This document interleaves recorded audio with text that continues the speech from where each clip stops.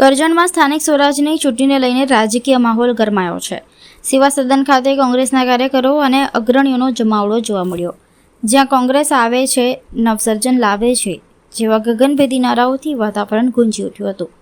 કરજણમાં કોંગ્રેસના ઉમેદવારો દ્વારા ઉમેદવારી નોંધાવવાની પ્રક્રિયા દરમિયાન ભારે ઉત્સાહ જોવા મળ્યો હતો। તાલુકા અધ્યક્ષ પિન્ટુ પટેલ, ભરત અમીન, મુબારક પટેલ, ભાસ્કર ભટ્ટ અને લતાબેન સોની સહિતના અગ્રણીઓની હાજરીમાં ઉમેદવારોએ પ્રાંત અધિકારી અને તાલુકા વિકાસ અધિકારી સમક્ષ પોતાના ઉમેદવારી ફોર્મ રજૂ કર્યા હતા। કાર્યક્રમમાં જીતનો વિશ્વાસ સ્પષ્ટ જોવા મળ્યો હતો અને ચૂંટણી પ્રચાર માટેનો ઉમંગ પણ નજરે પડ્યો હતો। હવે સૌની નજર આગામી 26 એપ્રિલ પર છે, જ્યારે મતદાન યોજાશે અને 28મી એપ્રિલે પરિણામ જાહેર થશે। મતદારો કોને વિજય અપાવે છે તે જોવું મહત્વપૂર્ણ રહેશે, કારણ કે સ્થાનિક સ્વરાજની ચૂંટણી વિસ્તારના વિકાસ માટે અત્યંત મહત્વપૂર્ણ માનવામાં આવે છે। મુદ્દાઓ તો એટલા બધા ઘણા મુદ્દાઓ છે। પહેલો તો સૌથી મોટો મુદ્દો મોંઘવારીનો છે। તમે વિચારી શકો કે ગુજરાતની અંદર 30 વર્ષથી ભાજપની સરકાર છે, છતાં પણ તમે વિચારો કે ગેસનો બોટલનો ભાવ આજે 1 રૂપિયો ઓછો નહીં કરતા। રાજસ્થાનની અંદર આ 5 વર્ષથી આવી છે, 500 રૂપિયાની ગેસનો બોટલ મળે, તો વિચારો અહીંની બહેનો અને અહીંની પ્રજા સાથે કેટલો ભાજપ સરકાર અન્યાય કરી રહી છે। સ્થાનિક મુદ્દાઓની વાત કરું તો રોડ રસ્તાથી માંડીને દરેકની અંદર ભ્રષ્ટાચાર જોવા મળે છે। અમારે રોડ પૂંજા કરવી પડે ત્યારે તો રોડના ખાબડા પૂરાતા હોય છે અને રોડ નવા બનતા હોય છે। સ્થાનિક મુદ્દાઓ ઘણા એવા છે કે જે તકલીફમય છે।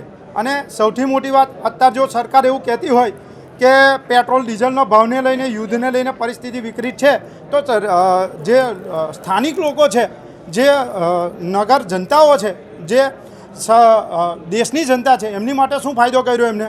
જે બી ઉદ્યોગપતિને છે સબસિડીનો ફાયદો કર્યો, પેટ્રોલનો ભાવ વધે જાય છે, એની અંદર કોઈ ફાયદો કર્યો નથી અત્યાર સુધી। એટલે સૌથી મોટી મુદ્દાઓ આ છે। અને તાલુકાની અંદર જેટલા બી અત્યારે ઉમેદવારો નોંધાયા છે, યંગ છે અને લડાકુ ઉમેદવારો છે, જે ભાજપની અંદર સારી રીતના લડી શકશે અને પોતાના વિસ્તારના સારી રીતના કામ કરી શકશે, એ રીતના માહિતી અમને અને જીતવાની અમને અપેક્ષા છે પૂરેપૂરી। અત્યારે હાલની તારીખે કંડારી તાલુકા પંચાયત, કંડારી જિલ્લા પંચાયતની અંદર 4 ફોર્મ ભરાયા છે। સંભવિત ઉમેદવારો જે છે તે અમારે કાલે મેન્ડેટ મેકાશે। એવી રીતે જ અમારી ચોરંદા જિલ્લા પંચાયત છે, એની અંદર 4 ભરાઈ ગયા છે। એવી રીતે જ અમારી વલણ જિલ્લા પંચાયત છે, એની અંદર 5 ભરાયા છે। મિયાગામ જિલ્લા પંચાયત છે, એની અંદર 5 ભરાયા છે। ટોટલ થઈને લગભગ 17-18 જેટલા ફોર્મ ભરાઈ ગયા છે।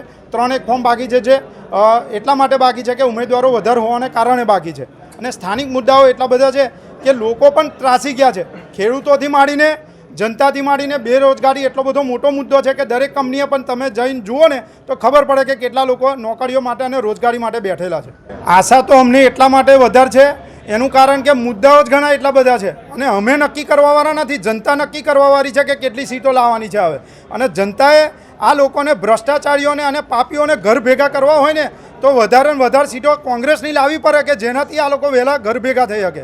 અને અમને પૂરેપૂરો વિશ્વાસ છે, જ્યારે અમે જનતાની અંદર અને આમ લોકો માટે ફરીએ છીએ અને એમની રજૂઆતો સાંભળીએ છીએ, ત્યારે ખબર પડે છે કે આ વખત કંઈક નવું કરશે જનતા।